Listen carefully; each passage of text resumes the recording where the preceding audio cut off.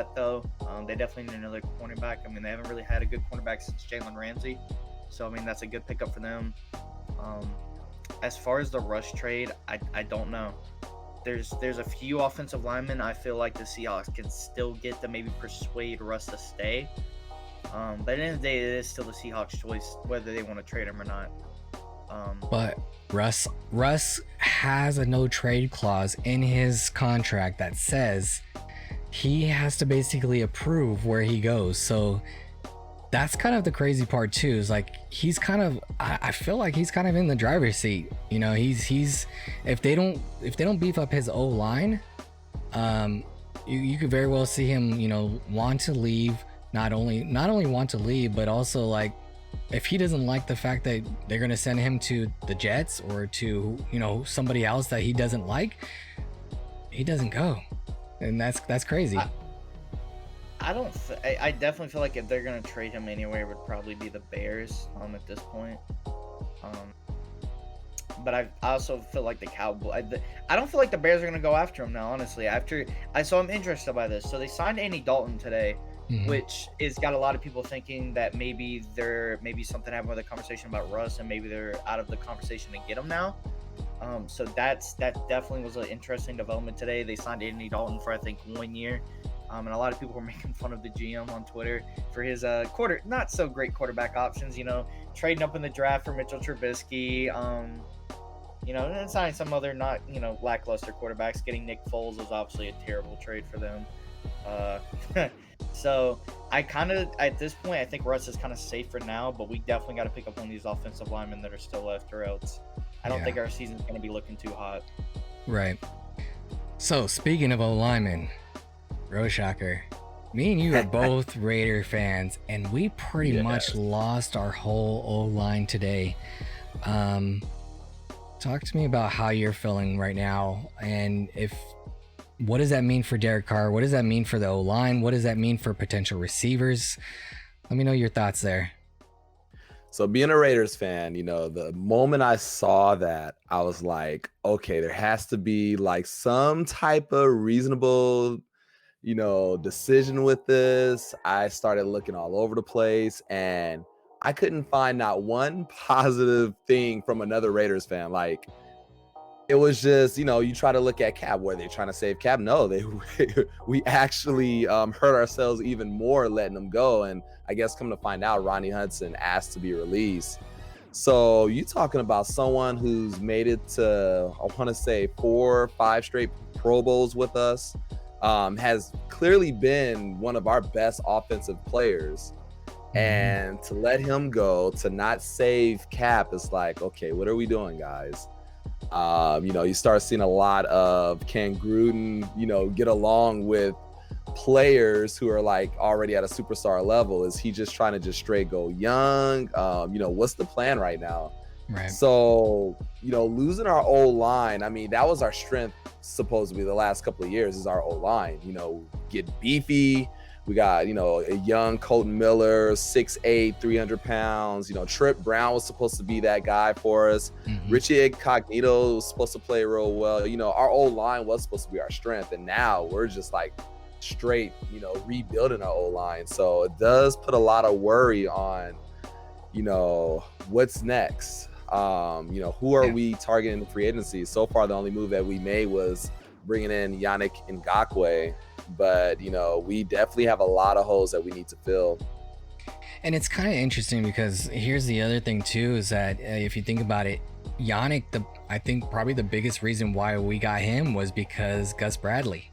I mean, Gus Bradley was his previous coach. I mean, you figured, you know, that's a huge reason why he went over to the Raiders, or decided that's going to be his next move.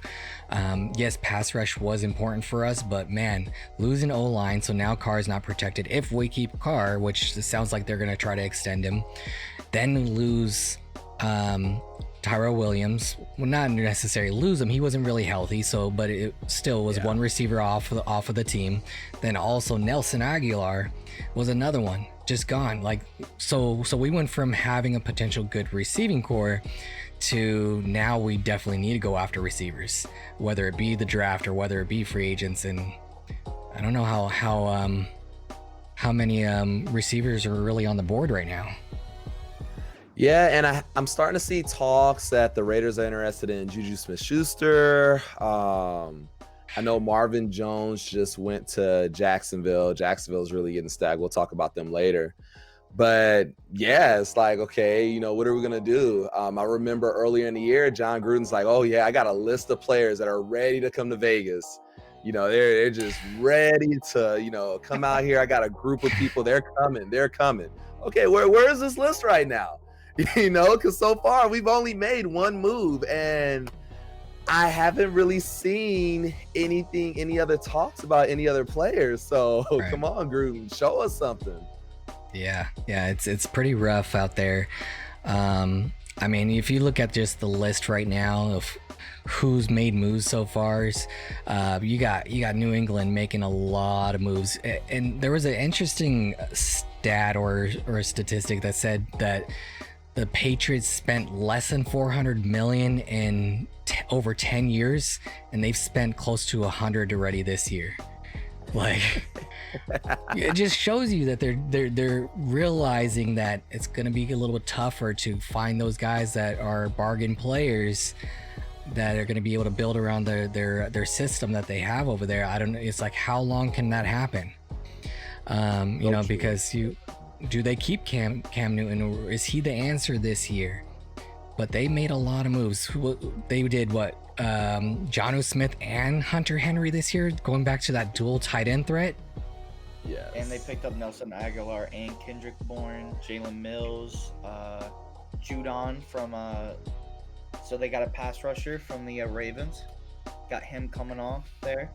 So I mean, they're looking good.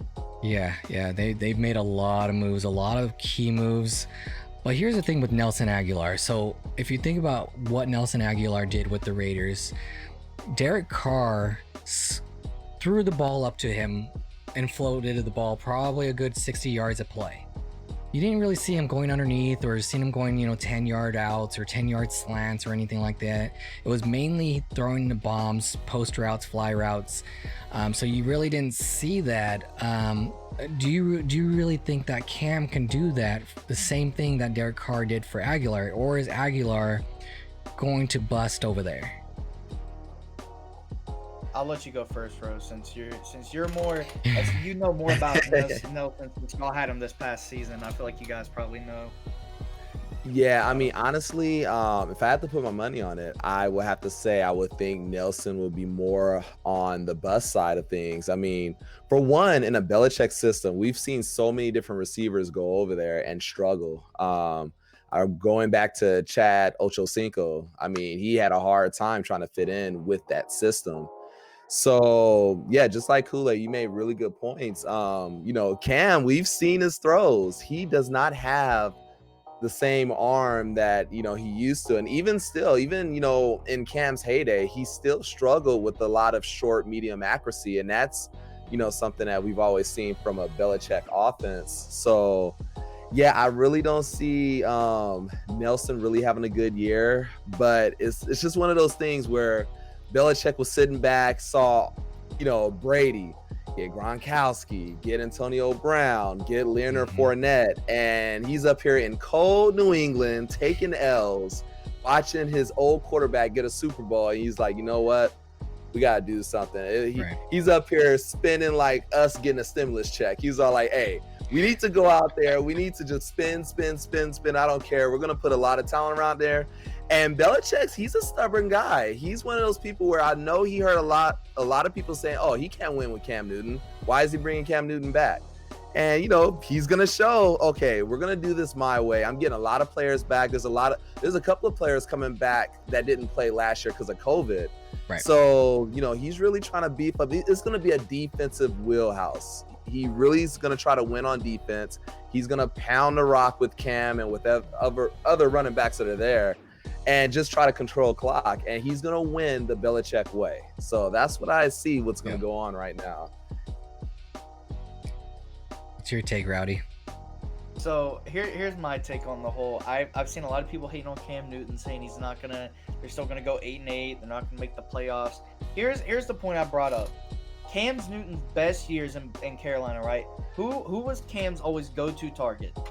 Greg Olsen, a good tight end, right? Now he's got 2 great tight ends to throw to. Cam's main weapon has always been the tight ends. I made the point that I feel like he's gonna have one of his best years ever since he left Carolina. I'm not gonna say he's gonna play an MVP level, but I would say that, you know, his main weapons are the tight end and the running back, which, you know, New England has some good running backs, and they also have 2 amazing tight ends now. And most of the time, if he was throwing to his receivers, you know, he had some big targets downfield. Nelson Aguilar, go down deep, you know. I think, you know, he's always used the short routes and stuff like that for his tight ends. He's never really sent his tight ends deep downfield. And then Greg Olsen was never really a dude that would go deep downfield. You know, Greg Olsen would pick up steady yards every time, you know. Move the chains. Yeah, move the chains. And that's, you know, that's always been how he is. So I feel like Cam's going to thrive this year. I definitely feel like, you know, they're going to win on their defense.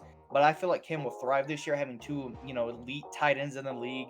Arguably 2 top 10, maybe top 5, who knows, tight ends in the league. You know, those boys can play over there. So I definitely feel like he's going to succeed. And I feel like it's going to be one of Cam's best years that he's had since he went to the Super Bowl.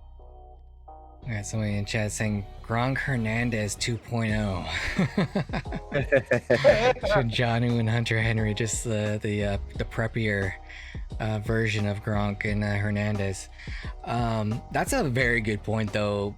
Bringing back the 2 tight end system over there, and also, you know, bringing it to where, you know, you have kind of molding around Cam, but it's still something that they did before in the past, with the whole 2 tight ends. So it's not steering away from what they've done in the past.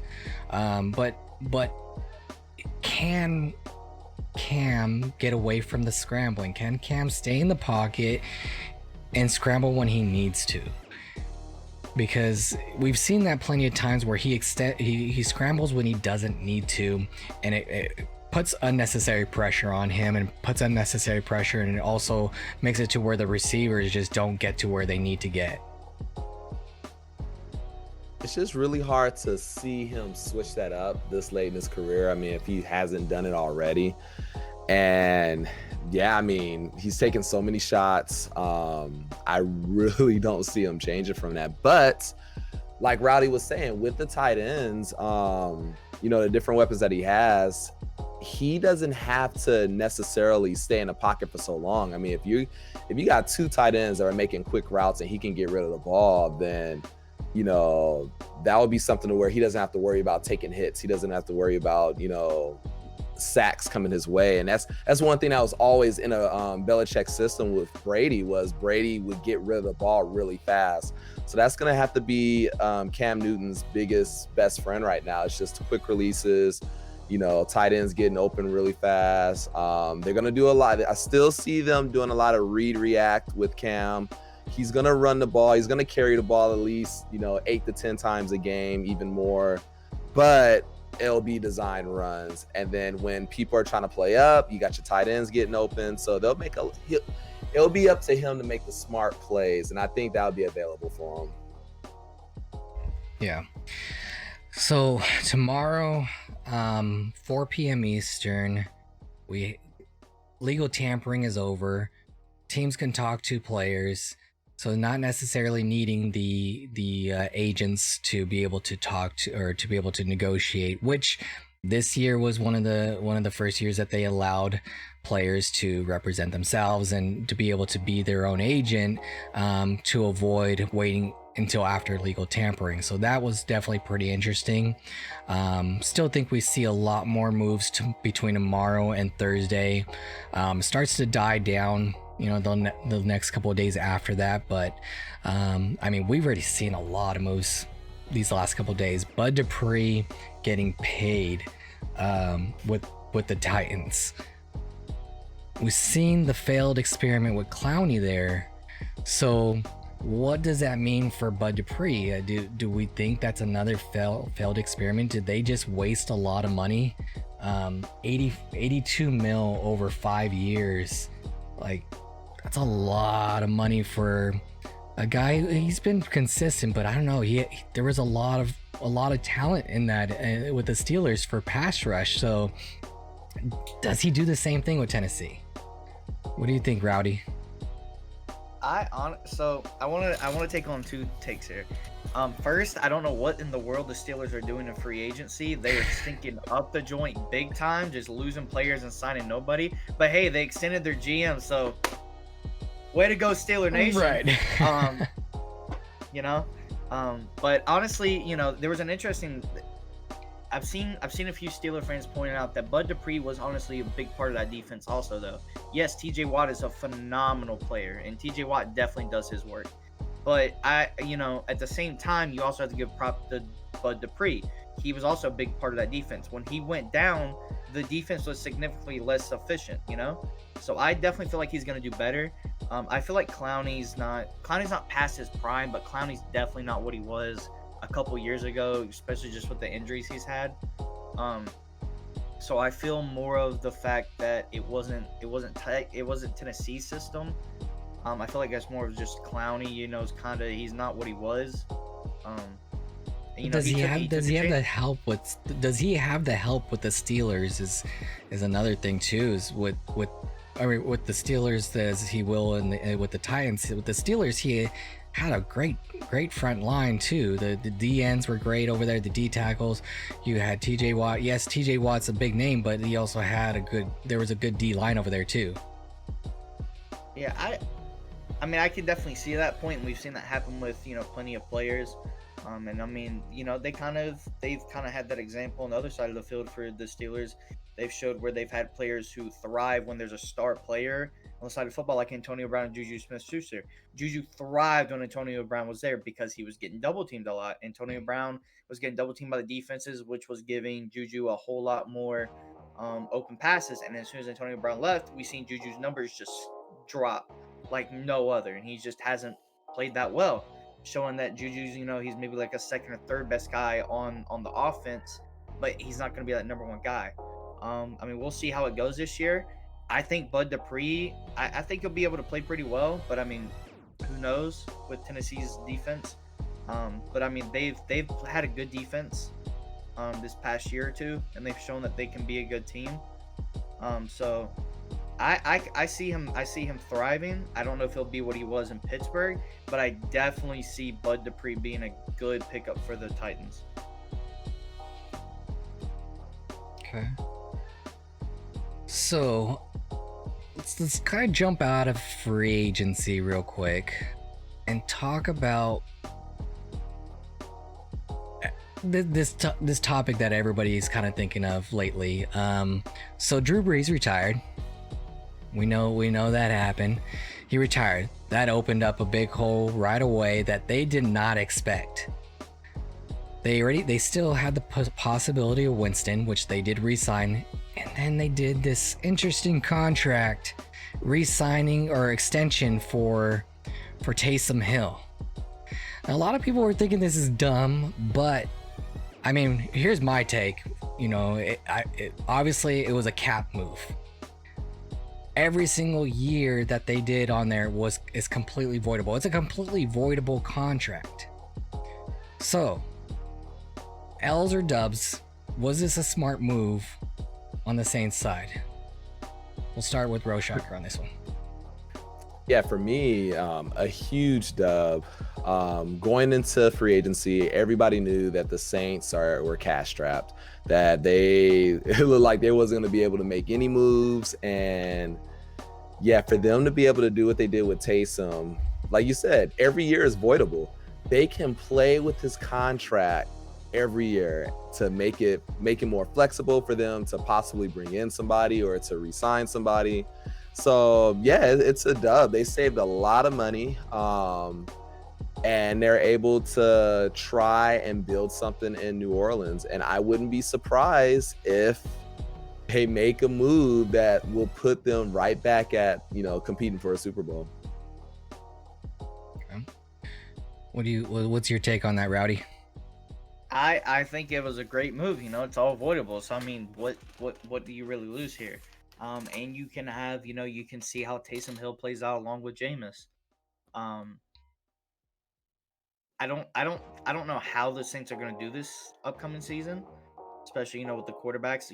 We've seen that Taysom has had success. But I don't know if he's at that level to take them to the playoffs. Honestly, I like Jameis starting better than Taysom Hill. Now, granted, he did throw a lot of picks, over on Tampa, but he also threw for like 4,000 or 5,000 yards. He can prove that he can throw it. I don't know. It's like Taysom Hill's so interesting. He's an interesting quarterback.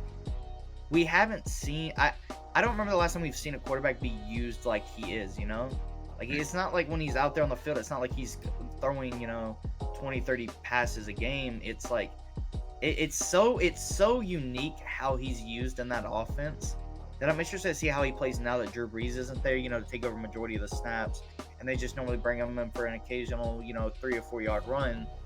I'm interested to see how he can run an offense now that teams kind of know what to expect from him. Yeah. I mean, I can still see them using the 2 quarterback system. Still see them doing that. I can still see them kind of mixing it up. Those gadget plays, throw in Winston in there, here and there as well. They just lost Emmanuel Sanders, I believe, to the Bills, if I'm not mistaken. I've seen the post pop up, but I think he went to the Bills, so they lost Emmanuel Sanders, which I don't know that he really had a big year. I don't really know that he really had a big year with them. Obviously, Michael Thomas is one of the bigger guys. They got a couple of rookies over there. Was it Smith over there? The not the other Smith. Troquan, is it? He had a pretty good season. They're potentially losing Jared Cook, right? So that's a possibility. So they still need to figure out what's going to happen with tight end. But I mean, you also have the running back system over there too. You got Kamara, that's a dual threat. He's a receiver. He's a running back. I mean, he can kind of do it all. But those guys aren't. I mean, I don't know. I could still see them making a move in the draft or making a move in free agency or some type of trade during this year to get another quarterback, which Taysom's he's a company guy.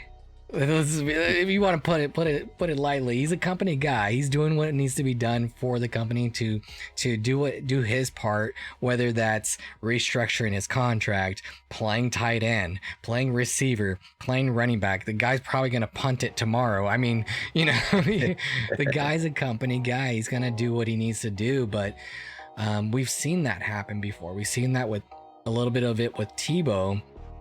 And it's a little different styles on the quarterback styles, but does he, I don't know if he actually gets a starting position at QB. So it's definitely going to be interesting to see what they decide to do in the long run, or what they decide to do, in the QB situation, and what it means for the rest of their receiving core, if they decide to stay with what they got or continue to add. And one thing I do want to say, kind of to add to that, is that remember last year, Drew Brees missed quite a few amount of games, and Michael Thomas missed a lot of games too. I mean, I had Michael Thomas on fantasy football, and I was waiting for him to come back for the longest time. And that defense really did well and kind of held their own. And you had some good games offensively. You had games where Alvin Kamara went insane. So as long as you have Kamara back there, a healthy Michael Thomas, I think with that defense that they can still be a playoff team. So they haven't lost too much so far. They lost Trey Hendrickson, which he was a pretty decent guy on their D line. It doesn't look like they've really done too much to add. Quan Alexander, yep.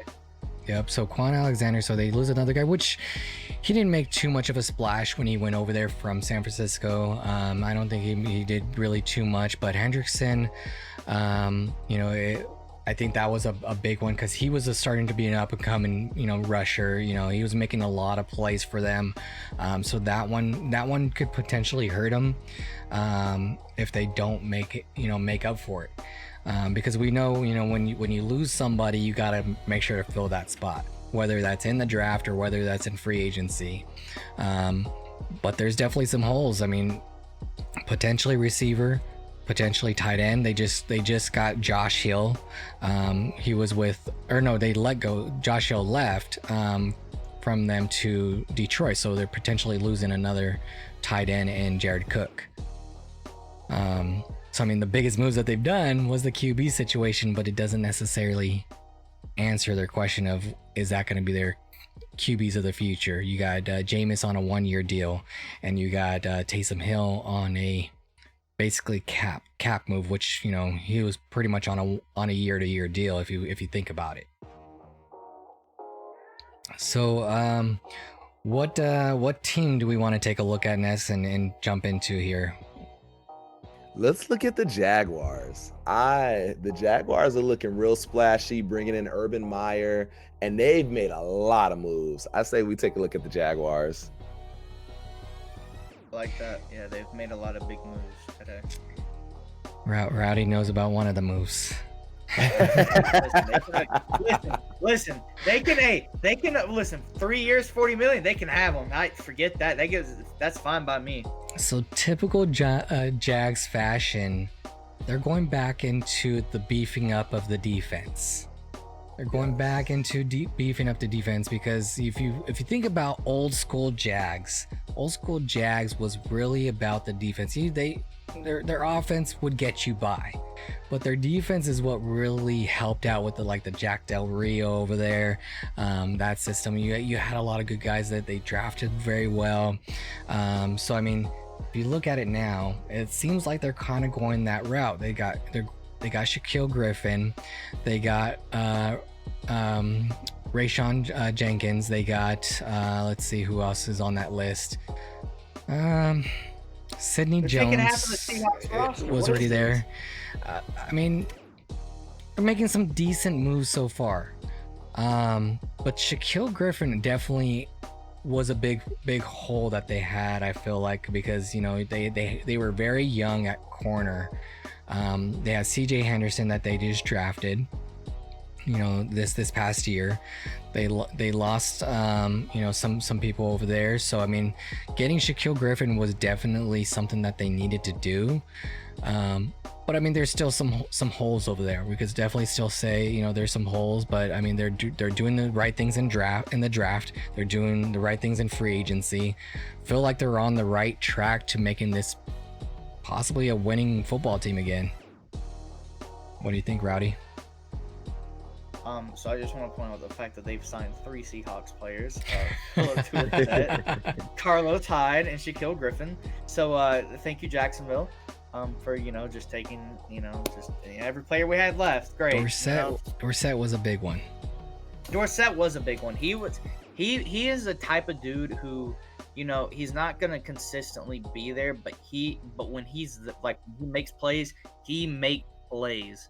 I mean, we saw that when he was with New England, and then when he was with Seattle. I mean, the dude can make big plays. If you need a play here or there, he can make it for you. Carlos Hyde, I mean, that man probably runs 20, maybe 5 miles per hour at this point. But I mean, I think he's a good goal line guy for them. They kind of were missing that big guy, running in for them at the end zone when they lost Leonard Fournette last year. So Carlos Hyde can serve that purpose for them at the goal line. They need a yard or two. He can be that guy to get it for them. I like Shaquille Griffin and CJ Henderson. I think that's going to be a good cornerback duo going forward. I still feel like they overpaid a good amount for Shaquille Griffin, but I'm interested to see what they do in the draft here. I know there's been a lot of talks about them taking Trevor Lawrence, but I'm interested to see how the Jags play this upcoming season.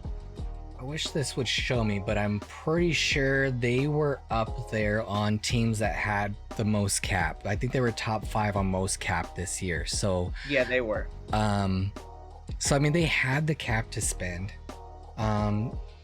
some of these corners that they're going to lose probably is not really a make or break for them. Philip Dorsett was a big move because they needed another wide receiver. They needed another speedy guy to help out DJ Shark and DD Westbrook. I'm pretty sure he's not. Oh no, he's potentially free agent as well. So they were going to lose some receivers, but you're also replacing it with some speed, replacing it with something that's potentially going to be better for them.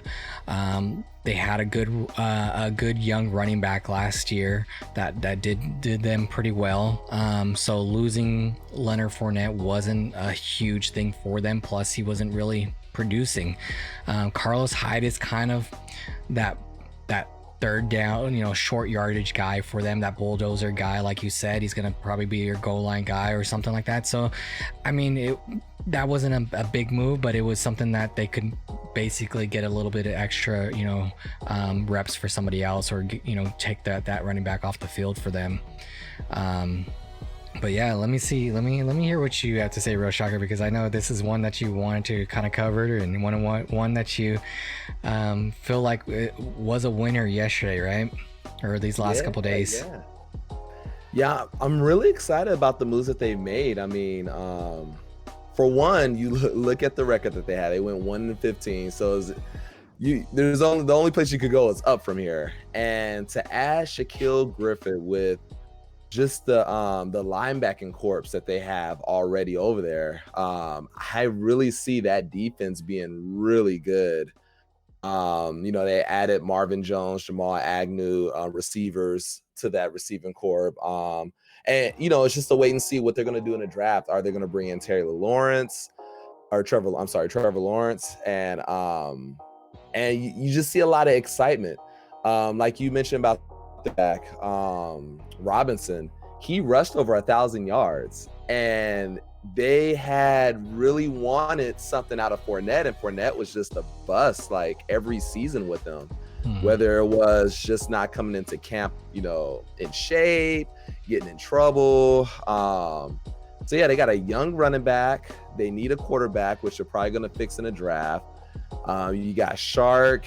You got a veteran receiver coming over with Jones. Agnew's really fast. Now they're kind of looking exciting. Schobert, linebacker. Miles Jack. It looks like this could be something that can, they're building something there. Yeah. And I would almost go on a limb and say that they will be probably the second best team in their division. I could see them overtaking the Colts. I haven't really seen the Colts make too big of a splash right now. I know I'm probably not going to be Bigley's friend right now. But yeah, I see Titans and then the Jaguars moving up to that second spot. And let's keep in mind, too, that Shaquille Griffin's brother could potentially be moving over there too. I mean, he's a restricted free agent right now, so starting tomorrow he could potentially go over there, and I wouldn't be surprised to see that, just because he wants to play, on the same team as his brother. That was one of the reasons why, he got drafted over there with Seattle. So I could definitely see his brother going over there as well, and just adding to that defense.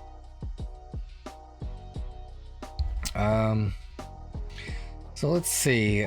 We still got a lot of people on the board. And some potential trades. There's only been one trade so far made, and I believe, or one like bigger trade. It was a McKinney and Shaq Lawson, Miami and Houston trade. So it wasn't really anything too crazy.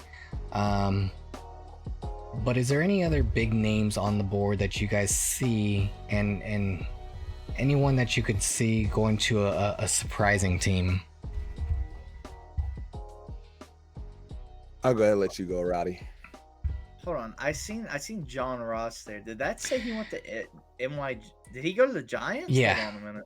Yeah. Really? Okay, hold on. Now that's interesting. That went under my radar. I did not even see that happened. Honestly, I really like that pick. I like that pickup. I mean, John Ross is a fast guy, and I think that helps Daniel Jones out big time. Because receiver the past year or two, they really haven't had anybody since they traded away OBJ. That's a good weapon for Daniel Jones, I feel like. So I like that pickup. Yep. Also, an interesting point to Roshocker's statement earlier about how he thinks that the Jags will overtake the Colts. They did make a big move. They picked up Carson Wentz.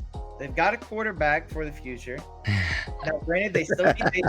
Listen, I'm just saying they had a solid roster. I don't think many other dudes are free agents, and their team was really good last year. Considering they gave the Bills a run for their money with Phillip Rivers. They have a very young team. Yeah, they have a very young team. Now they did lose their left tackle, which I don't know if they still need to sign buddy. I don't know if they got a replacement or not. So I would be possible maybe if they could get Trent Williams, then they could pick up that left tackle spot, get that situated, or they could pick up a left tackle in the draft. Because over the past year or two, they've been really good at getting an O-line through the draft. I mean they got Quentin Nelson through the draft, and they really bulked up that offensive line. So I definitely could see them. But I mean, as far as free agents still go, there's a few guys that are still big on the board. You've got Kenny Golladay still hasn't signed with anybody. He's a good receiver. Trent Williams, obviously I mentioned earlier, he's still on the board. Curtis Samuel still hasn't signed with anybody. Yeah. And that's a receiver a lot of people have been waiting on to see whose team signs him. I know a lot of Patriots fans were wanting to see him get signed. I don't think that's going to happen now, obviously, with the money they've spent. But he's definitely a good pickup for anybody. Trent's a Niner. Man, I don't know. I don't know if Trent will want to go back there knowing that there's not necessarily a QB either. There's not really a trust system on the QB system over there. I mean, he did great over there, not gonna lie. I mean, you've seen the plays that he made, some of those highlight plays where he's just pancaking guys 15 yards down the field. I mean, the guy is a beast. So I mean, you can't. It's not for a lack of talent, but it's players want to get paid for one, but they also want to be on a winning team. So there's a mixture between the two. And if they believe in the system, you got Shaquille Griffin going over to the Jags, not knowing if they're gonna win, but you got a brand new coach that also had a good track record. Here's one I want to kind of bring up right now, just kind of looking at the board right here. Tyrod Taylor to Houston. So we all know that Watson wants to get traded. Does this make that happen sooner, or is this just a preparation of Watson potentially sitting out until he gets traded? Yeah, it's an interesting move. And it's a move that the Texans, you can tell, are trying to, cover themselves with. I mean, I really see them trading Watson and just looking at it like, hey, we're going to rebuild, start off fresh with a new coach, a new GM. They can get a bevy of first-round picks for Watson. Whether there be good first-round picks or not, they're still going to be first-round picks. And Tyrod Taylor is a guy that can give you a good year. I mean, I'm not saying playoffs or anything, but he can be serviceable. He can still play. So I could see this being a move of possibly keeping their options open. And, if they can get a really good, draft haul for Deshaun Watson, then I can see that, Deshaun Watson being gone and they're just starting off fresh with a lot of good picks. Yeah. What's your take, Rowdy? I don't know if he's going to get traded. I really don't. At this point, there's only 2 or 3 teams probably still left in the mix. I don't know if the Patriots get him now, just because I don't think they have the cap room, unless for some reason they sign these 2 tight ends to trade them to Houston for Deshaun Watson. If so, what a move, Bill Belichick. Man's playing chess, not checkers, boys. All right, Oh, yeah. And I actually seen that point. A lot of people were like, what if this is some big scheme plan to get Deshaun Watson? I'm like, no, just give it up. All right. I know you want everyone. All right. You're acting like Laker fans right now in the off season. We're like, we're going to get everybody, and, just having these, thoughts. But, I don't know. it's the Deshaun Watson situation is so interesting because we've seen it coming, but I don't know if we saw it playing out like this, you know. And we've seen this happen where a dude will sit out for a year and then, you know, their career kind of goes downhill. Le'Veon Bell, you know. But I don't know if that would happen with Deshaun. I don't know if like he just sat out for a year, if he would come back, you know, not that good because you know that's a whole year that you're not playing NFL football. I mean, yes, you can train and you can train all year and stuff like that, but training and actually playing the game are two totally different things. And I think we've seen that happen with Le'Veon Bell, where you know he was not that good when he came back, and he still has not got back to that level that he was at. So it's kind of like it's a scary situation.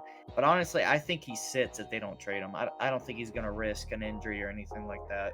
Yeah, I'm kind of right there with you too. And I mean, you know, let's also remember that had Tyrod Taylor not had that fluke incident with the doctor thing, where he almost was paralyzed and stuff like that was the craziest thing. Like, he would have been the starter with the Chargers, and it was unfortunate for him. Obviously Herbert got the start. Everybody knew Herbert was eventually going to be the QB over there, but Tyrod Taylor was set to be the starter for the Chargers, and he's not bad. He's not a bad QB. He could win games, but you have Tyrod Taylor going into the same situation where he goes every year, going to a bad team, going to a team where he doesn't have what he needs to win football games.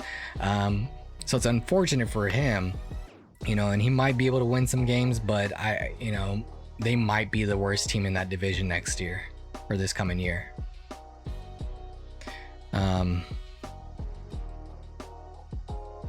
Let's see what else we got.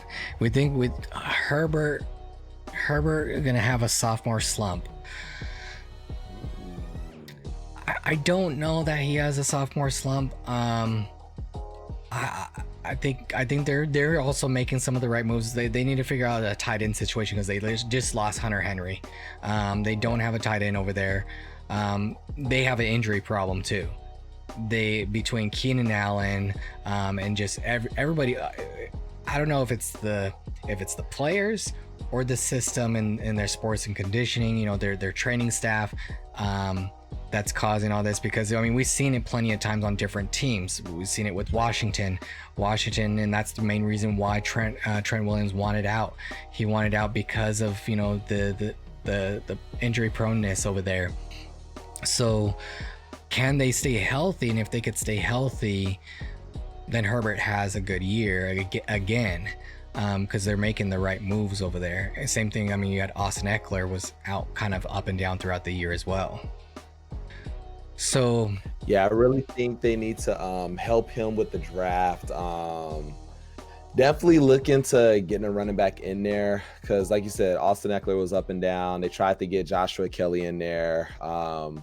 His average yards per carry was only at 3. Kalen Ballage. They had so many different running backs. Justin Jackson. They was trying to throw so many people in there, and no one could really seize the job. As far as Justin Herbert, sophomore slump, if they can bring in a tight end or maybe draft a good receiver from the draft, then, you know, I'm not saying that this receiver should come through and just already putting up big numbers, but to add to Keenan Allen, I think it would really help. And I could see Herbert having another good year, especially if my Raiders don't do anything. I can really see Justin Herbert actually just picking up where he left off from last year and continue to just have a great year. Well, speaking of sophomore years, how do we feel Ruggs is going to do on his sophomore year? Koolaid, I'm like on the same boat as you. Me and you talk about this a lot. He's only going to do as good as the coaching staff will let him do. We've talked about not just having him be a deep threat. Get the ball in his hands and let's see what he can do. I mean, we look at Tyreek Hill. Tyreek Hill isn't always catching deep balls.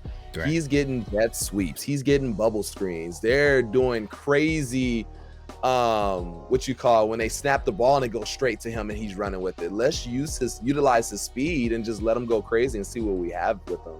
Yeah. Who's somebody on your radar, Rowdy, sophomore season, whether it be good or bad year, who's on your radar for this year? I got Tua on my radar. I really want to see what Tua can do this year. I mean, he's gonna the offense is gonna be his. The team is gonna be his. They're giving him the keys. You know, Fitzpatrick isn't back because he signed a 1-year, $10 million deal with the Washington football team. So I mean, the offense is his. You know, the keys are his. He's in the driver's seat. Let's see what you can do. I think it's so interesting with the sophomore slump because we've seen it happen with so many players. Where it's like, you know, they have this amazing year and then it's just like, you know, what do you do the next year? Because then NFL teams have had an entire offseason, an entire year to kind of, you know, build a defense on how to play you.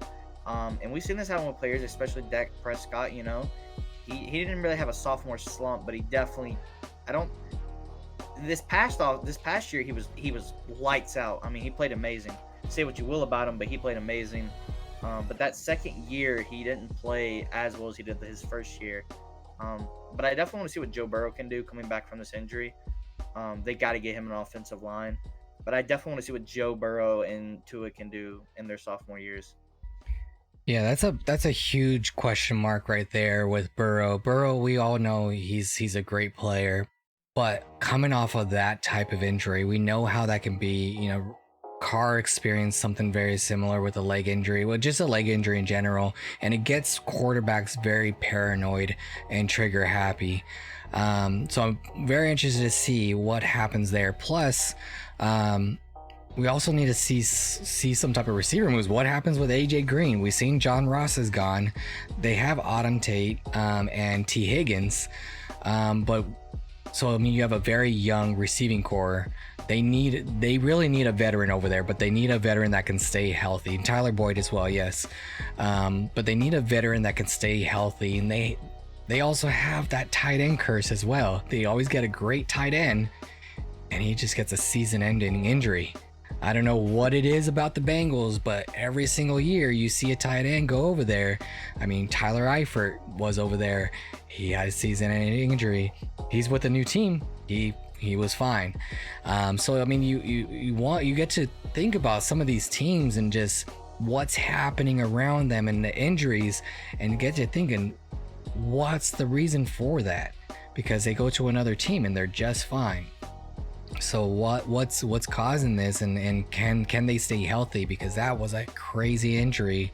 Zach Ertz could be a great landing spot for the Bengals. And that would be a great tight end for them. Add that extra threat for them. He's a veteran, could help out, but they still need that, maybe like one more receiver over there.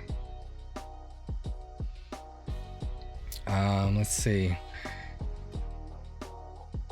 Who do we feel is one of the teams that kind of need the most right now? Who has not made a splash yet and needs to make a splash very badly the next couple of days? Not Raiders, yes. Do I say the Raiders?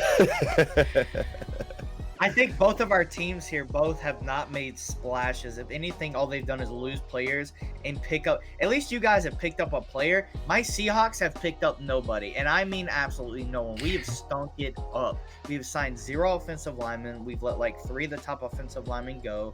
Signed with people. Corey Linsley, you know, signs with the Chargers. We're in talks with him, but I guess we're too cheap. Pete Carroll wants to save that money for bubble gum to chew on the sideline. Seahawks has got to make a splash. We got to sign somebody. Chris Carson is still a free agent. We got to sign somebody. We signed nobody. All we've done is lose players. Shaquille Griffin, Carlos Hyde, Chris Carson is a free agent. We lost Philip Dorsett. Need somebody, man. You got to make a splash out offensive line or defense. Yeah, I mean, for me, and I'm gonna stay away from the Raiders right now, but for me, what about the Eagles? They're now putting the ball in Jalen Hurts' hands, and they haven't really done anything. I mean, you know, Deshaun Jackson's out, but he's an older receiver anyway. But yeah, I'm looking at them. and Hurts wants out. Yeah. It's crazy. You know, they're gonna have a new coach there. You know, what are the Eagles gonna do? And they're in the NFC lease. They're in the NFC lease right now. So you would think any type of move can at least get you into a playoff spot. So I don't know, you know, why they're just sitting around. You know, we've seen the Giants made a couple of moves. Cowboys just getting Dak back is going to be, you know, good for them. And Washington football team with that defense, they just need a couple of moves and they're going to be competitive too. So, you know, I think the Eagles really need to do something right now. Yeah, absolutely. The Eagles have not made a splash. The Cowboys, you know, just lost Chidobe Awuzie to the Bengals, so that was a big move. I mean, their secondary was usually always the one that was hurting for them. So I think they're maybe trying to build young for their DBs, and it's kind of showing that they're letting some veterans go and letting some things happen so that they can maybe draft for it, because they got Diggs last year in the draft. The Eagles are letting people go, so I mean, right now it's looking like the Cowboys are winning. Or not the Cowboys. The Giants are losing a little bit of the edge, or winning a little bit of the edge there on some of the moves. They didn't make a whole lot of moves either, but maybe they're making a little bit more. Let's take a look at the Washington football team, because the only move that I seen was the Fitz Magic one. So everybody always leaves Washington alone or forgets about Washington. So they let Darby go. So yeah, they have not done anything either other than Fitzmagic. So other than Fitzmagic, all they've done was let go a corner that was pretty solid for them, and also a linebacker. So that's pretty interesting. There, Ryan Kerrigan, that's another big name they could lose. Thomas Davis, another big name they could lose. Jeez, I mean, look at this. Look, Fabian Moreau. Like, bro, what is Washington doing? What is Washington doing? Are they trying to be the worst team in that division again? I mean, they squeaked by and made playoffs, but what are we thinking? I know Thomas Davis has retired. He announced his retirement, I think, a week or two ago. It sounded like a one-day contract with the Panthers. Retired as a Panther. But I mean, if you take a look at that list, a lot of those dudes are very older, getting up there in age. You know, kind of past their prime. I mean, Ryan Kerrigan. You know, he's still a solid player, but I mean, he's 33. Yeah, I'm seeing that right. Yeah, 33. I mean, that's pretty up there in age for a defensive lineman. So I mean, not that many great years left. A lot of their dudes are much older guys. I mean, they still got good weapons though. I mean, you still got Scary Terry. You have McKissick in the backfield.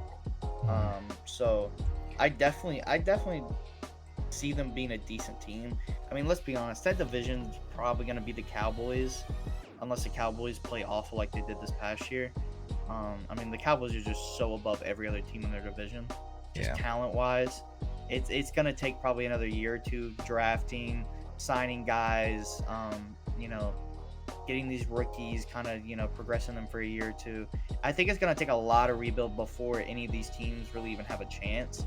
So, I mean, I don't really see a problem with a bunch of these dudes being gone, I mean, not many of them got much left in the tank anyways, maybe a year or two at most. So, I don't see a problem with it.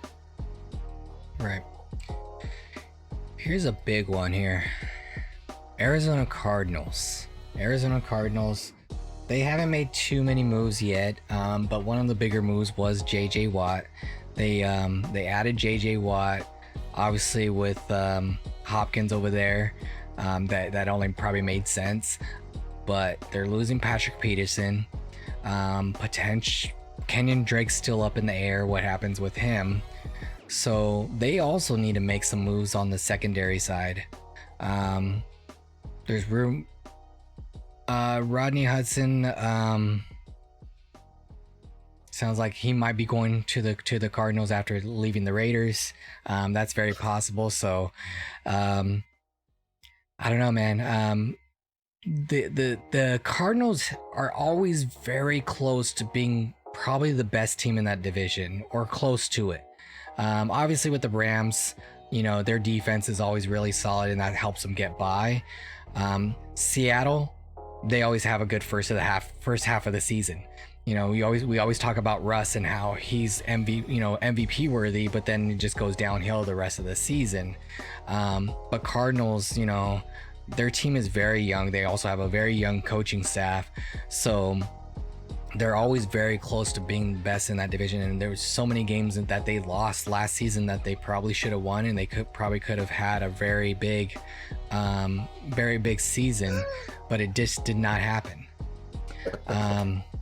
So what do we think as far as division leaders? Do we think that the Cardinals take that division this year? Like you said, there's still some players that they need. But what's interesting about this is there's a lot of veterans that are available for free agency. And I want to say, within the next couple of days, that's where you're going to see some of the teams that are on the cusp make those key moves to bring in, certain veterans that will help propel them in the squad. I mean, what do you guys think about a possible Richard Sherman coming through and, maybe being that veteran corner for Arizona? So they don't need to really do a whole lot with them having a good young core. I say adding a couple of vets to the squad, doing pretty good in the draft, and they can be a team I would put my money on in winning the West. Rowdy, I know you're kind of a bias on this one, but let me know your thoughts here. I mean, you probably hate to see the Cardinals every single time because you got Kyler Murray, that's a scrambling quarterback, and now you got D-Hop over there who just mosses everybody. So let me know your thoughts. So do you think that they take the division? I mean, Castello's over here saying the Niners, but I mean, we all know the Niners situation over there. Garoppolo's not it. So let me know your thoughts on the potential division winner in this for that side. Honestly, I feel like it's kind of the Cardinals to lose at this point. I really feel like it's their division to lose. Now the Rams are interesting. I really like the Rams because of Matthew Stafford. I think that was a good trade. I've always been very high on the Matthew Stafford train. I always feel like he doesn't get appreciated as much as he should. I feel like he's one of the more underrated quarterbacks in the league, considering what he's played with in Detroit for so long. I mean, yes, he had Calvin Johnson for all those years, but at the same time, that's all you can say. That's all he had was Calvin Johnson. He didn't really have anything else. I mean, the defense wasn't that great. They never really had a solid team. So I'm interested to see what Matthew Stafford can do with the weapons that they have and that defense. He finally has a good defense he can rely on. He doesn't have to try to win the games, 2 seconds left. Hail Mary, ribs are broken. He can barely breathe. He's just chucking up a Hail Mary, praying for it to be caught. So I definitely feel like it's a race between the Rams and the Cardinals right now, Right. considering how the Seahawks just don't want to do anything. And I mean, let's just look at the Rams right now. I mean, they don't need to make too many moves. Stafford's not used to having 20 receivers, and you think about the Rams. I mean, they got so many receivers over there. They're only potentially losing one. Gerald Everett could be a potential one that they might want to try to get and not let go, but I mean, they still have a couple other tight ends over there that are pretty solid and do the job, but they got receivers all across that whole field. So I mean, you think about it. I mean, with the Lions, he didn't really have that. He had Ebron and Golladay and Marvin Jones, right? Yeah, Marvin Jones. Yeah. Didn't really have anything else, and an inconsistent running back core. So I mean. So you think about now, he's gonna have so many receivers, running back core. He's gonna have it all. It's you know, kind of like you said, I mean, it's his to lose now. So, you know, he's got the weapons he needs now. He just needs to be that player and win those games. And here's, you know, he's the guy that's gonna kind of get you through those games. And I think they made the right move. They maybe not on the picks. They probably shouldn't have given 2 first rounders for him, because now they don't have the potential to draft a guy for the future. And he's already said he's not going to re-sign after the 2 years. So they kind of put themselves in a situation where they gotta hope to get lucky in the second round, or hope to get lucky in free agency, or do another trade later on. So that's going to be a very interesting thing to see in the next couple of years, to see what happens there. That's so true. And it's possibly, you know, organization that's looking at it as, okay, we got a quarterback now that we can fully trust in. We was just in a Super Bowl a couple of years ago with the same quarterback that we thought was our future. So we add a Matthew Stafford to, you know, already good defense. And like you were saying about the, you know, weapons that the Rams have, and they're probably looking at like, hey, we're now a Super Bowl contender. And you know, it is gonna hurt to not be able to have a first round draft pick to add to all that. I know they were messing around with a few of the players' contracts to try and free up some space to possibly bring in some vets to the squad. But yeah, Matthew Stafford with weapons. This can be something that can be really, really interesting in that NFC West. So the Jets have made a couple of moves. Corey Davis, they added another receiver there. Carl Lawson, another defensive, you know, edge threat guy for them. But there's still that big question mark on quarterback. Now there's a lot of rumors kind of floating around about like a 3-way trade between like the Jets, the Seahawks, and Houston for Russell Wilson to go over there, but I don't see that happening. But if it does, it's a huge move for them, and it will definitely help them out, because they are making some moves at wide receiver to help out potentially whatever QB they have, whether it be a traded quarterback or a drafted quarterback, because it's very possible that they get maybe even Justin Fields. I mean, for me with the Jets, just not having Adam Gase anymore is a step up. I mean, oh my goodness, I can go on and on about him. But yeah, not knowing who they're gonna draft or bring in as a quarterback, you kind of hold reservation on what do you think with the Jets. But they've already, with Corey Davis, I think that would be a cool receiver to bring in. If they can really start working on the defense, and whether they let Darnold go another year, I really see Darnold can be a decent quarterback. I just really think that Adam Gase, Mr. QB Whisperer, was just really bad for that organization. And I would love to see Darnold at least get one more shot at it and kind of see what he can do. Yeah, I mean, he hasn't had the chance to be, because he wasn't a guy that was probably like, day one ready. He has the potential and he has the skill, but it's almost like he may need to like develop under a starter or a veteran QB, and it's a matter of where that might be.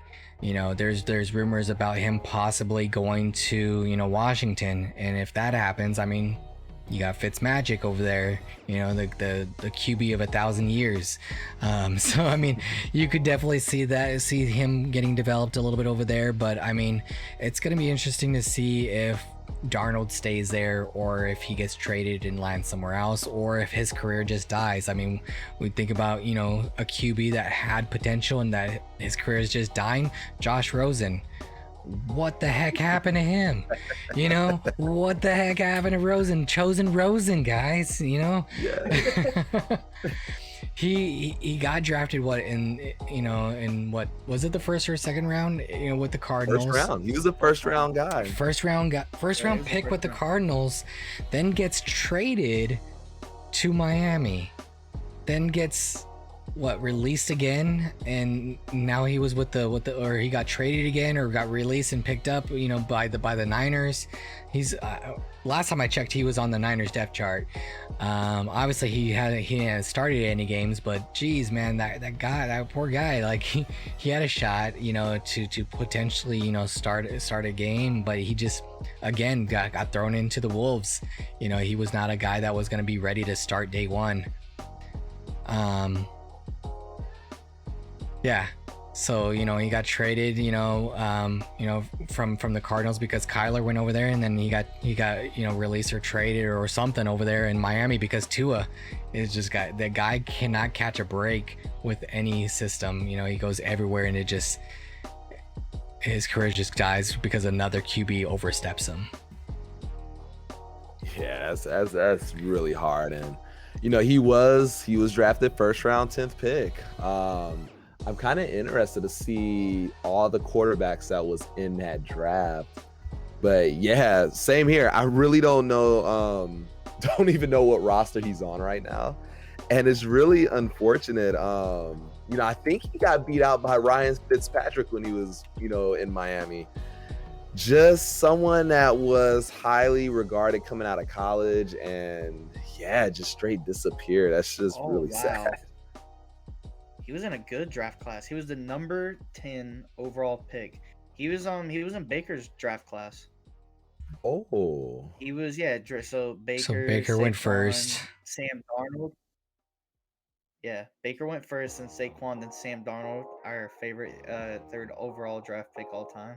And that was also the Lamar draft, right? Lamar went 32nd. Yes, it was. Lamar went 32nd, the last pick of the first round.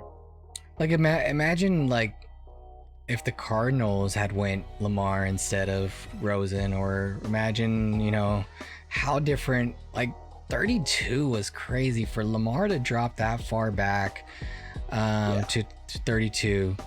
How well would Lamar have done if he got drafted by the Jets or instead of the Ravens? I mean, it's just crazy to think how some of these drafts go, and how that changes somebody's career too, just going into the wrong system. And even still, looking at Lamar Jackson, when he was thrusted into the starting position, a lot of people didn't expect him to do good coming back in his second year. He had an ugly playoff game. I want to say going into the second half, he didn't have over 30 yards passing. And it wasn't until Harbaugh brought in, I want to say his name is Greg Roman, the coach who was the OC for Colin Kaepernick, and they straight changed the system big time to kind of like a Kaepernick style system, and they let Lamar be more free in running and everything, to where we saw Lamar's true potential. So like you said, Koolaid, it's really just a situation. Our team's willing to, stop trying to peg a circle peg into a square hole, and they'll revamp their system for a QB, or what do you do with that? And Lamar just fell to the right spot with Harbaugh. Yeah.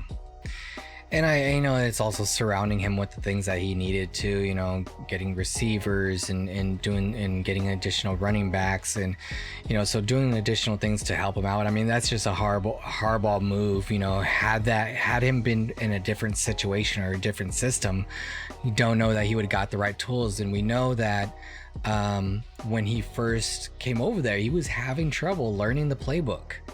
He was having a lot of trouble learning the playbook, and that was a big concern for a lot of people in drafting him, was could he learn a full playbook? Could he learn the system of a playbook and be able to run a team, run a football, run an offense? And he's starting to do a little bit better at that. So that's definitely showing, and I think that's gonna continue to progress if they can continue to give him the weapons he needs. We don't even want to talk about the Chiefs. I mean, you know, it was interesting that they let go Mitchell Schwartz. They got Thuney, so that was interesting. So that definitely helped out their O-line, but you know, they're still missing some areas on the tackle side. But I mean, man, that's another scenario where, you know, you just got a lot of talent over there with the Kansas City Chiefs, and how many years more can they continue to win football games and just make that division hell? Yeah, it's like, how do they have a quarterback who is making, you know, as much as he's making? And I know they kind of, you know, mess with this contract a little bit this year to where they can, you know, have some space to sign some people. But it's like, when do, you know, Mahomes, Tyreek Hill, Travis Kelce, like, you're waiting for some type of move to where, okay, you know, we got too much money out there. One of these guys are about to be a free agent and go somewhere else. And you're just not really seeing that with them. They're keeping their talent. I mean, yeah, they're losing Sammy Watkins, but he had a good game every 6 to 8 games for them. You know, they got Mecole Hardman. They continue to draft speed. They draft speed. Andy Reid is just, he's a genius at the draft, and they're just filling in their holes, and it's amazing what they're doing. I hate it as a Raiders fan, but I do applaud the moves that they make year in and year out. I want to say there was even rumors during the draft that they were going to try to trade down to be able to get Ruggs, like when when he was available. My God. I mean, imagine Ruggs and Tyreek Hill and Mecole Hardman and the running backs, like, and Mahomes, like, bro. I'm gonna watch rugby, or I'm gonna watch tennis, like, bro. Yeah. You guys just hate to see crazy. They had Kareem Hunt at one point too. I think we forget that they had Kareem Hunt. Imagine if they still had him on that team. Oh my goodness. I mean, it's not fair. Yeah, and their biggest thing though, and I would be interested to see if they make the right moves, and I don't know if it's their coordinator situation or what, but their defense is always always trouble, because, you know, they're always, you know, 32nd or in the 30s or in the high 20s as far as like their defense goes. They're either bad at pass rushing, not pass rushing, bad at run defense, or bad at pass defensive, you know, for their DBs. I know they have a lot of young DBs over there. Then you also have, you know, Tyrann Mathieu, and their pass rush is good, but they give up a lot of yards in games. They give up a lot of points in games, and that's also why they're scoring a lot of points too. You know, and their offense is having to do a lot of that too. So it's going to be interesting to see if they make the moves that they need to on the other side of the ball as well. So let's take a look. And how much are other teams going to copy the Bucks blueprint? I mean, we've already added a pass rusher. You know, teams that are really close, you know, you got the Titans adding a pass rusher. It's a copycat league. Are we going to see a lot more different schemes that's kind of similar to what the Bucks did in attacking Mahomes, attacking that O-line, and, you know, the Chiefs be able to make some moves in the draft to kind of shore up the O-line? Or are we going to see the Chiefs struggle this year because, you know, their teams are watching and they're like, okay, we're going to attack them. We're going to attack them before Mahomes can make a clear play, a clear read, and it's going to be interesting to see what they're going to do with that. I mean, it was crazy though. Even running for his life, the guy was throwing the ball practically on the ground. 70 yards out. Like, the guy was throwing these crazy throws in that Super Bowl, running for his life. And I mean, you know, that Yannick move in their hands. Yeah, it was crazy. I mean, it just, his receivers weren't catching, and you'd think if his receivers were catching those, man, the guy was like doing freaking Michael Jackson moves to throw the ball. So, like, it's crazy. Like, and I don't know, man, it's trouble. And you like the Yannick move because, you know, it's a pass rush, But are those guys fast enough to chase him for his life? I feel like they still need to make a good linebacker move, maybe a couple linebacker moves, because that's what the Raiders have always been missing is the linebackers. And I wasn't happy that they re-signed or restructured what's his name, Littleton. Corey Littleton, because he didn't do anything. Nicholas Morrow was better than him.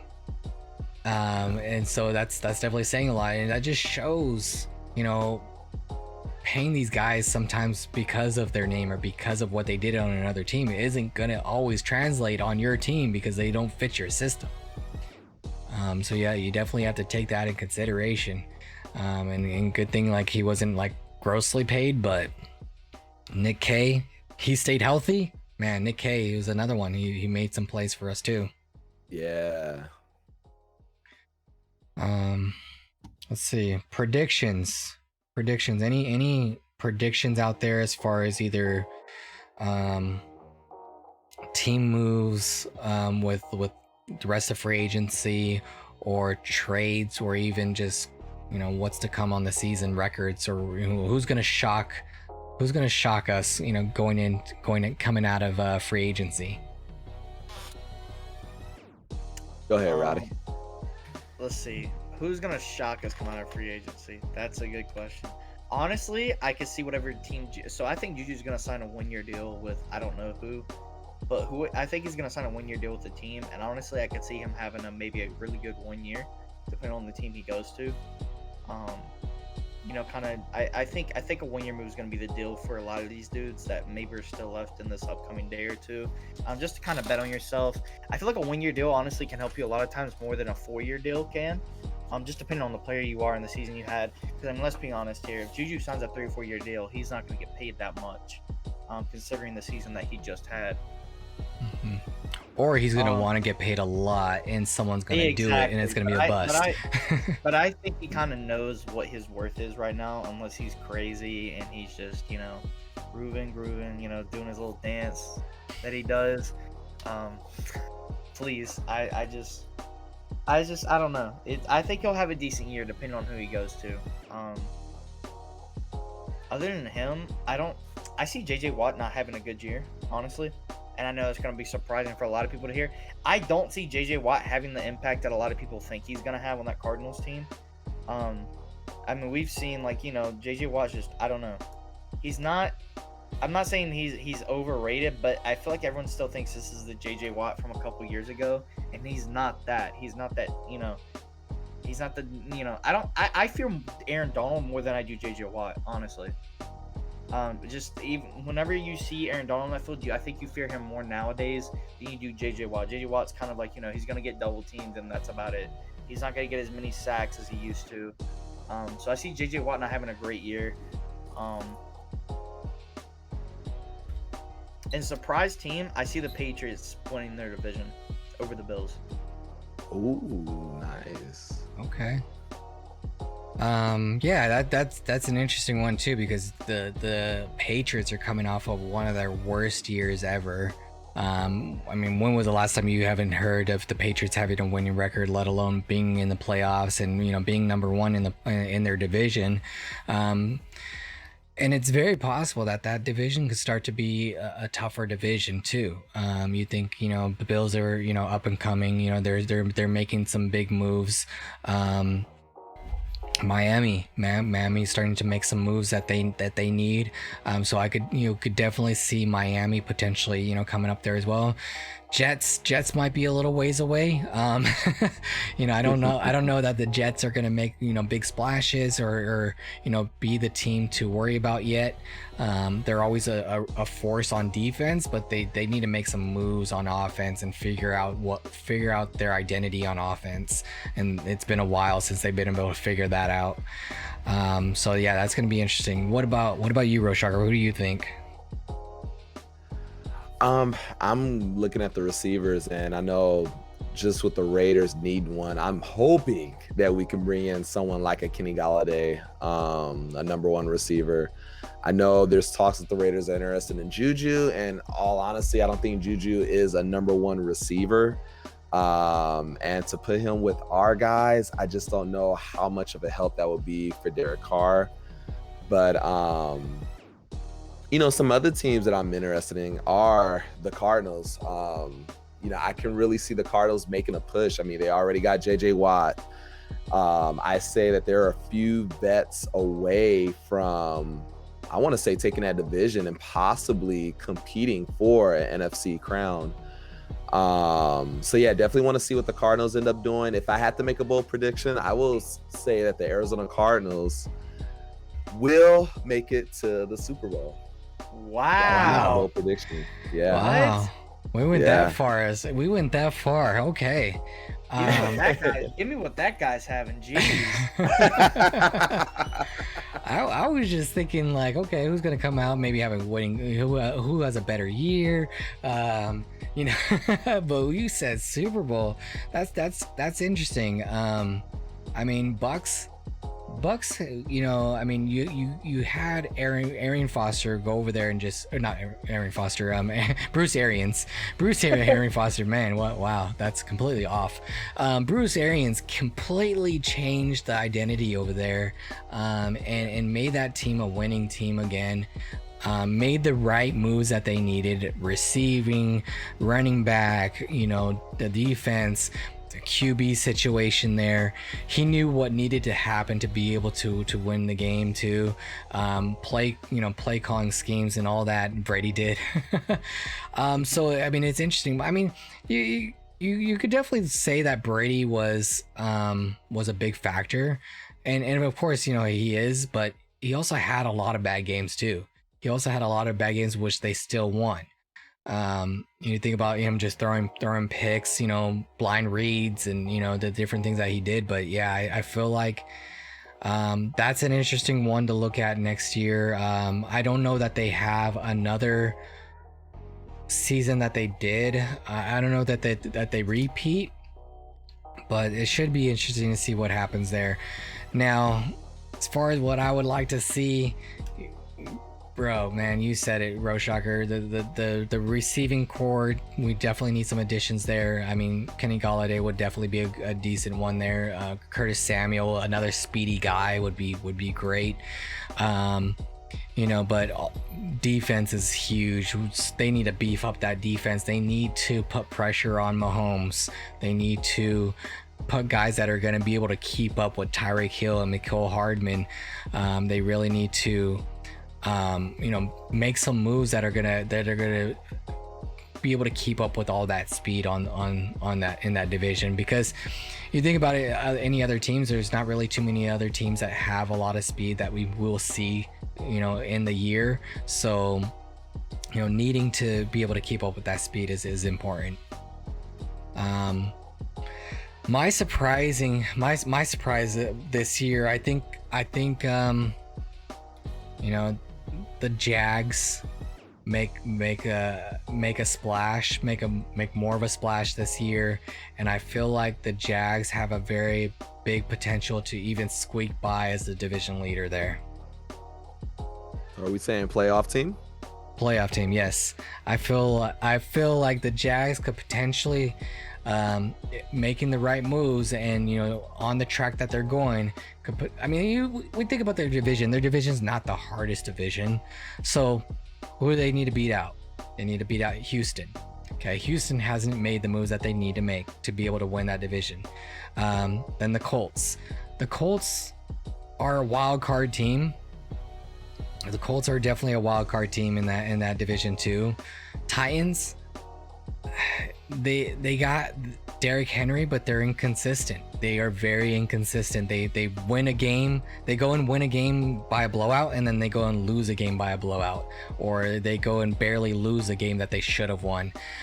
So I think it's very possible that they could either take that division or maybe even the Colts. I don't know. I don't know that Wentz is the answer there either, though. All right. That's I think we made a lot of progress here today. We are going to be doing this, guys, as many days as possible throughout the week. We're going to try to do this on Tuesday, Wednesday, Thursday, Friday, talk about all the moves. Like I said before, I don't know if I mentioned in here, but this is a sports talk. So obviously this one was highly focused on free agency because, that's what we got going on this week. But we're definitely going to go ahead and throw in different things in here as well, as far as, baseball, basketball with March Madness coming around the corner. We got, MMA, we got different things. I mean, we got some crazy fights coming up, in boxing, all kinds of different things. MCS esports. We're gonna make this thing crazy, guys. We're gonna go crazy with this. Try to do as much as we can with this. Sometimes it's gonna be on my channel. Sometimes it's gonna be on Rowdy's channel. Sometimes it'll be on Roshocker's channel. We're gonna mix it up for you guys, but we're gonna definitely keep it interesting. Try to do different things here as well. Maybe try to get you guys involved in the chat. Obviously this time was one of our first times around, so we wanted to try to do things a little differently, and try to see what our flow was going to be, with free agency and with football. This is obviously a big topic, so we were able to ramble on for quite a while with this. But we definitely want to try to get you guys involved, maybe even put something in Discords to help out with topics, maybe even put something on the screen with the different topics coming up as well to help with the flow. But yeah, I'm excited to continue on with this. Rowdtime, Roshocker, you couldn't be here with two other crazy guys here.